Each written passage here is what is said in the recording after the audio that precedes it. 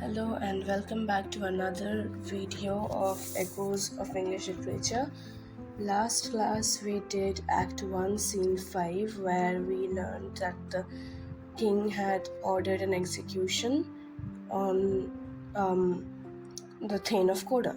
So, by the way, excuse me if my voice sounds a bit low. I am down with a cold, but it's okay. I'll power through and make a video out of it. Doesn't matter. Anyway, so Act 1, Scene 4. We're gonna start, and the scene takes place in Forres, a room in the palace of the king. So enter Duncan, Malcolm, Donalbain, Lennox, and attendants. Duncan asks, "Is execution done on Coda? Are not those in commission yet returned?" So he asks his everyone surrounding him that, "Has the Thane of Coda been executed yet? Have those whom I sent returned?" Malcolm replies, "My liege, they are not yet come back, but I have spoke with one that saw him die, who did report that very frankly he confessed his treasons, implored your highness's pardon, and set forth a deep repentance. Nothing in his life became him like the leaving it. He died as one that had been studied in his death to throw away the nearest thing he owned, as 'twere a careless trifle." So Malcolm says that, "My king, they have not come back, but I have spoken to one that did see the Thane of Coda die, and he told me that the Thane of Coda very frankly confessed all his treasons and misdoings and begged the king for forgiveness. And then, with deep repentance, he just went forth to accept his death sentence. He didn't protest or anything. And the fact that he says nothing in his life became him like the leaving it. This means that nothing he has ever done in his life was as honorable as the act of him leaving his life and the act of him dying. So he just threw away his life as if it were a careless trifle, that is, a meaningless thing."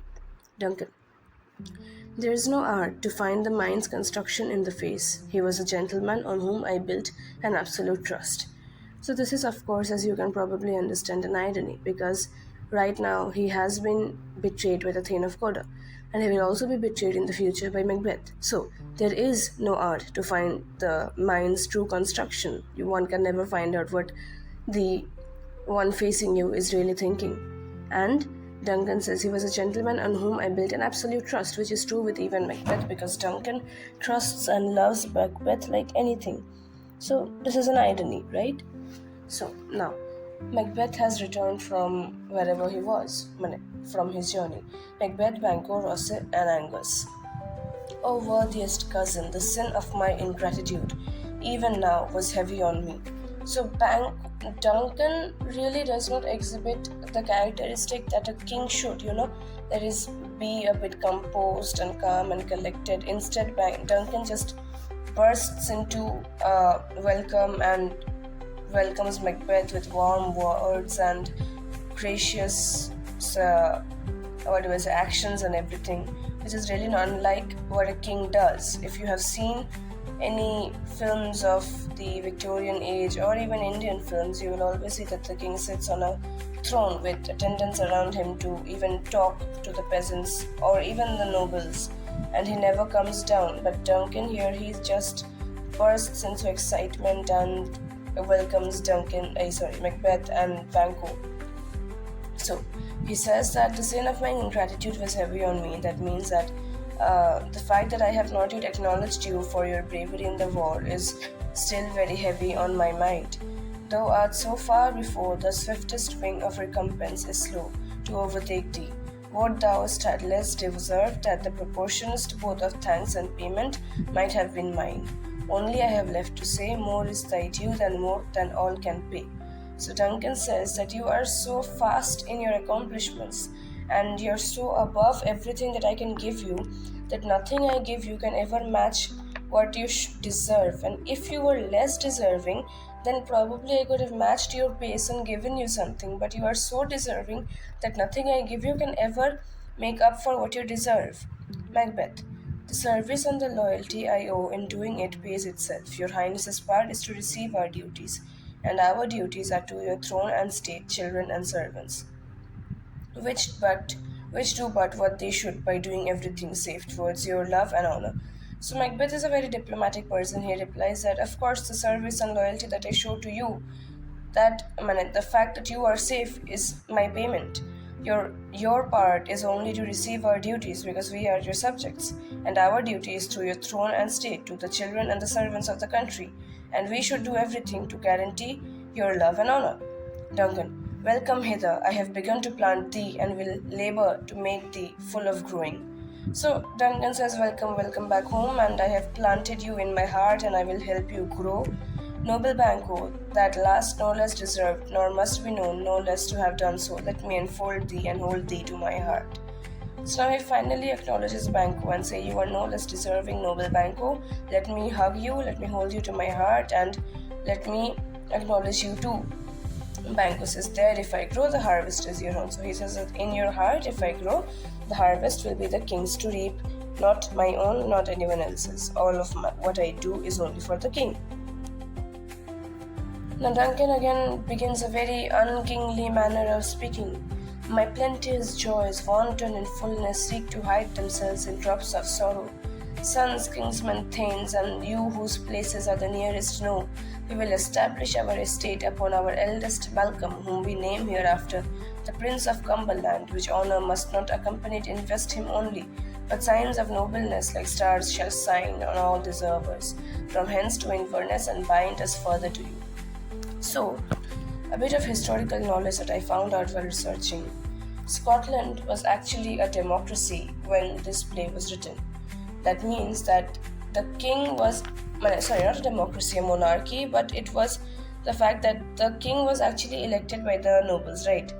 So Duncan cannot just declare his own son Malcolm to be the king, but he does so in the play, which was a violation of the rules of Scotland. So he says that I am very happy today, I am wanton, meaning abundantly, excessively happy, I am unrestrainedly happy. And I tell the sons, kinsmen, and thanes who are the nearest to me, and you are not to spread this news now, but we will establish our estate. That is, he will leave his kingdom, he will let his eldest son Malcolm inherit his kingdom. And he will be named the Prince of Cumberland, which is like what you know, Princess Diana was called the Princess of Wales, and like that, it's a title of honor. And this honor is not only for Malcolm, for I will also honor the other nobles. I will give but signs of nobleness like stars shall shine on all deservers. That is, everyone who deserves any sign of recognition will be getting that recognition. You are not to worry. From hence to Inverness, and bind us further to you. So Duncan is actually visiting Macbeth's castle in Inverness. Okay, so yeah, he says, from here we will go to Inverness, and we will bind us further to you, Macbeth. Macbeth, the rest is labor which is not used for you. So Macbeth says that if I rest right now, it will be a labor because I am not doing anything for you. So if I am resting, that means I am growing tired. If I am doing work for you, that means I am very happy, I won't get tired. But if I rest, that means I will get tired. So it's of no use. I will be myself the harbinger and make joyful the hearing of my wife with your approach. So humbly take my leave, my worthy Cawdor. So what do you think the actual reason for Macbeth that he wants to hurry to his home is? Is it really because he wants to welcome Duncan? Absolutely not. He wants to go back home immediately because he wants to talk to his wife about the prophecies, about the fact that he is to become the future king. He does not want to welcome Duncan. He says, oh my god, the rest is labor which is not used for you. That is absolute utter bullshit. Macbeth does not care about welcoming Duncan. He only cares about going back to his wife and talking to her about what they should do.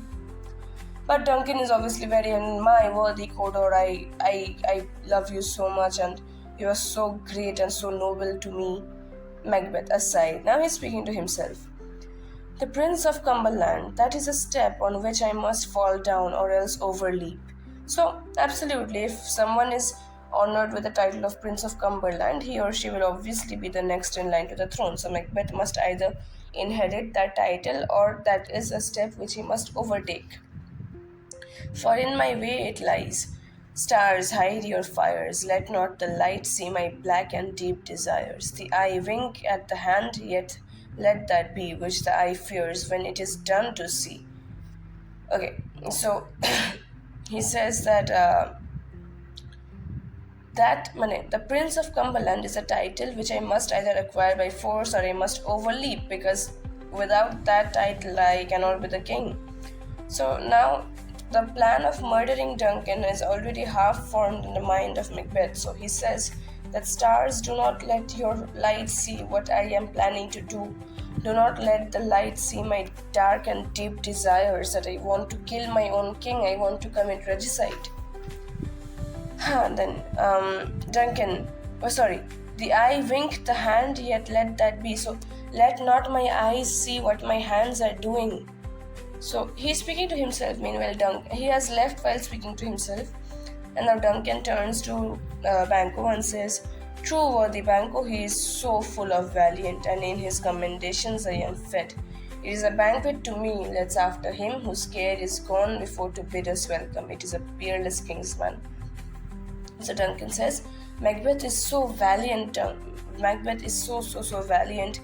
All his commendations, they are making me feel as though he's not worthy of my attention, as though I am not worthy enough to be his king, and he is organizing a banquet for me, and he has even left before me to bid us welcome, and he is a peerless kingsman, that is, no one can ever match his glory.